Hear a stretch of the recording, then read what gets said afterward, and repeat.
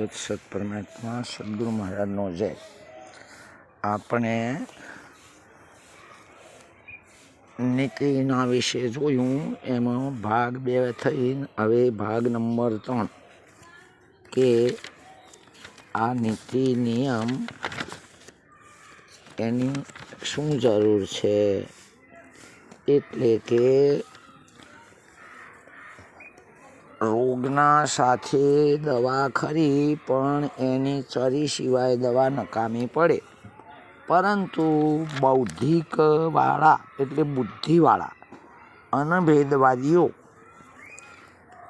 આ અજ્ઞાની પુરુષની બાબતનો પોતાને બુદ્ધિ અનુસાર અર્થ કરી ભોળા અને ગભરાઉ માણસોનો લાભ ઉઠાવતા હોય છે. એટલે કે ભગવાન જેવાય પણ કહે છે, અર્જુન એ તેરા નહીં હૈ, એ મેરા નહીં હૈ. જે ફોગટ ખાય એ જ ચોર ગણાય છે. આ ઈશ્વરનો ન્યાય છે. તો આ બાબત આપણને એટલે આ ઉપરની બાબત જે કીધી એમાં એકતા જેવું લાગે છે મને. એટલે દ્રષ્ટાંત તરીકે એક ભાઈએ બીજા ભાઈને પૂછ્યું, જો આ સંત મતનો, સંત નીતિનો, શાસ્ત્ર નીતિનો, સાચા ધર્મનો અર્થ બુદ્ધિવાદીઓએ કેવો કર્યો છે. કે એક ભાઈએ બીજા ભાઈને પૂછ્યું કે તમારા ગુરુને ચેલા કેટલા છે. એટલે પેલા ભાઈએ કીધું કે એક તો એ કે જે ઉપદેશ લીધા બાદ કોઈ દિવસ પણ ગુરુ આજ્ઞા કે વેદ વિરુદ્ધ વર્ત્યો જ નથી અને પોતાની ફરજ ઉપરથી સહેજ પણ ભૂલ ખાધી જ નથી, તે 1 નંબરનો. અને બીજો એ કે જેણે ગુરુ કરાવ્યા જ નથી. અને ત્રીજો એ કે જે બુદ્ધિ અનુસાર વર્તન કરી રહ્યો છે. આમ છે. તો પછી પેલો ભાઈએ એને ફરીવાર પૂછ્યું કે અમુકને તો 5,000 કે 10,000 ચેલા છે, એ કેવી રીતે. તો પેલા ભાઈએ કીધું, જેવો જેનો બિઝનેસ અથવા જેવી જેની શક્તિ. બીજા એક ભાઈએ પૂછ્યું કે તમે કેવા છો. તો આ બુદ્ધિવાદીએ કીધું કે તમને આ દેખાઈએ છીએ એવા છીએ. હા, એટલે ભાઈએ પૂછ્યું કે એ સ્વાભાવિક પૂછતો કે એમ નહીં કે તમે જાતે કેવા છો. તો આ ભાઈએ કીધું કે જાતે તો હું જ છું. વળી ફરી વાર પૂછ્યું કે એમ નહીં, અમે જ્ઞાતિથી પૂછીએ છીએ, નાતે કેવા છો. તો પેલા ભાઈએ કીધું કે વ્યવહારમાં નાતે એ વ્યવહારમાં જેમ અને બાકીના બીજા બધા નાતા છે. એ રીતે તેણે કહ્યું. એટલે પેલો ભાઈ ભોળો હતો છતાં કંટાળીને ગયો, કીધું કે યાર ઉખડી ગયા હોય એવું લાગે છે. તો આ ભાઈએ કીધું કે તમને એવું લાગતું હોય તો ચોંટાડી દો. ફરી કીધું કે કેટલો બધો અભિમાન ભર્યો છે. તો પેલાએ કીધું તો પછી કાઢી નાખો ને. છેવટે એણે કીધું કે તમે નિરજ્યા છો નહીં ને. એટલે પછી પેલા ભાઈ બોલ્યો કે ઓળખી તો ગયા. કહેવાનો હેતુ એ છે કે ખુદ આપણે બુદ્ધિ અનુસાર ચાલવા જતાં આપણા જે મુખ્ય સ્થાપકો અથવા જ્ઞાનમતને લજવાવીએ છીએ. એટલે ફરી પેલાએ કીધું કે એટલે ઊંધા છો. એટલે પેલું કે તાણ સીધા થઈ જાઓ ને.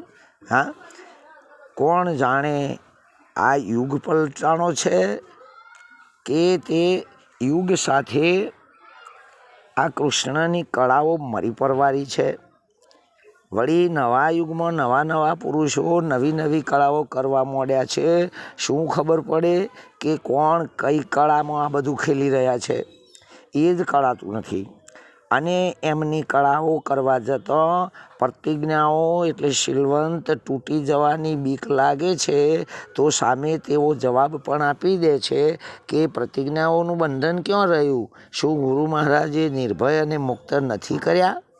તો ચોક્કસ કહેવું પડે છે કે નિર્ભય કર્યા છે, પણ આવા ફરન તો નહીં કર્યા. એ તો જાતે જ થવું પડે છે. સદગુરુ અગર તો આ કોઈ પણ અનીતિનું વર્તન કરો એવું કહેતું નથી, પણ આપમેળે પોતાને યોગ્ય લાગે એ રીતે અનીતિ થઈ જાય છે.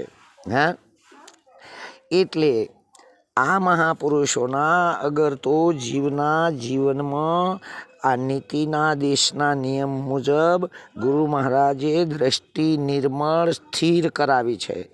પણ હજુ તો ઘણા દિવસની બહેકી ગયેલી નજર જ્યોને ત્યાં ચક્કર લઈ રહી છે. તો પછી આના કરતાં ધૃતરાષ્ટ્ર શું ખોટો હતો? હા, જેવો તેવો ગવાય તો છે કે વળી બીજી બાજુ જોઈએ તો એવું પણ ગવાય છે કે અંશા વાણી જેની અમૃત જેવી. પણ હજુ તો આપણે બધાની વાણી ચાખી નથી. પછી કદાચ વાણીના જે પ્રકારો હોય એમાં કોઈ ફેરફાર કરવાનો કાયદો નહીં હોય, અથવા તો ભજન સત્સંગ વખતે જ ગુરુમુખ વાણી બોલવી, બાકી પછીના ટાઈમે નહીં બોલવી, એવો કોઈ આગવો નિયમ છે? વળી ગુરુ મહારાજે હાથ પગ તથા બાકીની ઇન્દ્રિયો આપી હોય એવો ક્યાંય ઉલ્લેખ આવતો નથી. માટે જ ઇન્દ્રિયોના કર્મો ચાલુ જ રાખતી હશે. ઘણા નહીં ક્યાંક ઇન્દ્રિયોના ધર્મે વર્તશે. અરે ના હોય આવો અનીતિ માર્ગે ઉત્પન્ન થાય જેને વિરોચન મત કહેવાય. એમાં ઇન્દ્રિયો વગરનો તો નિર્દોષ ગણાય ને. હા, શું આ ભવાળા આપણા જીવનમાં નીતિ કે નિયમો ક્યાંય બતાવે છે કે ક્યાંય આવું આવે છે ખરું? આ તો બેંકમાં રૂપિયા ઘણા હોય છે અને સાચા પણ હોય છે. શું એ રૂપિયા કરવાથી અગર જોઈ જવાથી આપણી પાસે આવી જાય અને આપણી ભૂખ મટે ખરી? એમ અમરપદ એ બાબત સાચી છે, પણ કોઈ એમ થઈ જવાય ખરું? હા, એના નિયમો અનુસાર રહ્યા સિવાય એના માટે જે તે હોય એ કર્યા સિવાય અમર બોલવાથી અમર થઈ જવાય ખરું? તો ના, બસ મજા કરો, વારો આવ્યો છે કે આવશે, કોઈ ઓડિટ લેનાર બાપ હોય નથી એવું આપણે ધાર્યું છે. વળી ઘણા તો એમ કહે છે કે બકરી હાથમાં આવી છે દોઈ લ્યો ને, એ વહુકી જાય એટલે બીજી પકડવાની. શું આ નીતિ છે જીવનની? અને મહાપુરુષો અરે નિરાંત મહારાજ તો એમ કહે છે કે પંડ પડે તો પડવા દે, પણ ઓસડને ના અડવા દે. તો ગરજ હોય તો આવું ચોખ્ખું વર્તન આપણામાં હોવું જોઈએ. વળી ઓસડ ખાઈને ચરી પાડે તો આ જગતમાં નિરંત જીવ્યાનો એ ઉપાય છે. માટે એક બાબત તો નક્કી છે કે માનવ જીવન સુધારવું હોય, સંત કે આચાર્ય તથા ગુરુ થવું જ હોય, તથા જ્ઞાનની ચર્ચાઓ જો કરવી જ હોય તો ચર્યો એટલે પ્રતિજ્ઞાઓ, પોતાના વચનો તથા પોતાનું જ બોલ્યું પાળવું જોઈએ. હું બોધ ઠપકો નથી, પણ દરેકના જીવનમાં આપણને આ પાલન કરવું વ્યાજબી છે, ઉત્તમ છે. એવો નિચોડ એ આ નિયમ છે, એ જ નીતિ છે. બાકી દવા દુઃખ અને અમલી અને તથા દાઢ્યોના સ્વાદને કદાપી પણ મેળ નથી આપવાનો. આપણા વડીલો સાથે સાચી વેદના બતાવી રહ્યા છે. સાથે સાથે વડીલો જે કહે છે વિદ્વાનો, એમને જે દુઃખ છે એ સાચું જ છે કે આ તો પેટ ફાટ્યો છે, પાટા ક્યાં બોધવાના. હા, એટલે પહેલાંના વખતમાં તો વાવ એ લણન કરે ભોગવે એવી કહેવત હતી. હા, પણ કૃષ્ણ તથા રામાયણ પણ કર્મની બાબતમાં આપણને સજાગ કરે છે. પરંતુ હાલ જોઈએ તો ખેડૂત વાવન મજૂરીઓ લણે. હા, એટલે એક કરે અને બધાય ભેગા હોય, એ બધાય લજવાય. એટલે કરતલ દૂજો હોય ને ભોગવનાર વળી ત્રીજો હોય. આમ ભૂલ્યો કરે એક અને વેમ કે શંકા બધાના ઉપર જાય કે બધા જ આવા છે, હરખા ગણાઈ જાય. ગંડુ રાજાના રાજ્યનો કાયદો કદાચ હજુ ચાલુ હશે. ભાજી અને ખાજા બધું જ સરખું, દૂધથી બળેલા છાશને પણ ફૂંકવા માંડ્યા છે. અરે અર્જુન મહારાજે પણ કહ્યું છે કે ભેદ ભાલડી લિયા ઢાલડી, અર્જુન અબ નહીં ડરતા. झूठ बात जग में नहीं क्यों बोलूँ नहीं बोलूँ सतगुरु सिर पे रखता है। આ બાબતને ગયણું ઢોકવાવાળા એટલે ભૂલ્યોને બીજા ટેકો આપીને એની ભૂલને ઢોકી દઈને ખમ્મા ખમ્મા કરતા હોય છે અને વળી પાછા એને ઉલટવાણી કહેતા હોય છે। પણ આપણી રીતે તો એમ છે કે જ્ઞાનીના ગમા જ્યાં નાખો ત્યાં હમા। એ મુજબ અર્જુન મહારાજને પણ કદાચ ચોખ્ખે ચોખ્ખું એવું જોવા મળ્યું હોય તો જ ગાયું હોય અને પછી કહી દેવાની પણ ઉલટ આવી જવાથી જગતના વિશે કોઈ જ જૂઠું નથી એમ ગુરુના સોગંદ ખાઈને ગભરાયા વગર જ કહી દીધું છે। કારણ કે સિંહને તો કોઈનોય ડર તથા શરમ ના જ હોય। પછી સમજુ પુરુષો તેને ઉલટવાણી જ કહે ને, બાકી ઉલટ નહીં પણ અવળવાણી છે। માટે ખરેખર આખી વાણી એ બરાબર જોઈ લીધા જેવી અને વર્તન કર્યા જેવી છે। વળી નિરાંત મહારાજ પણ જણાવે છે કે જેનાથી જે ઉત્પન્ન થયું તેનું તે બાળ છે।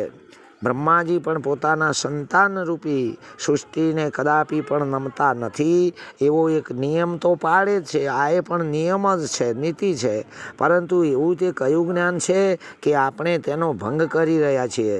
માટે સામાન્ય શરમજનક પરિસ્થિતિ અને અહમ ભાવ બંને સાથે જ પ્રગટ થાય એવું તો નથી જણાતું।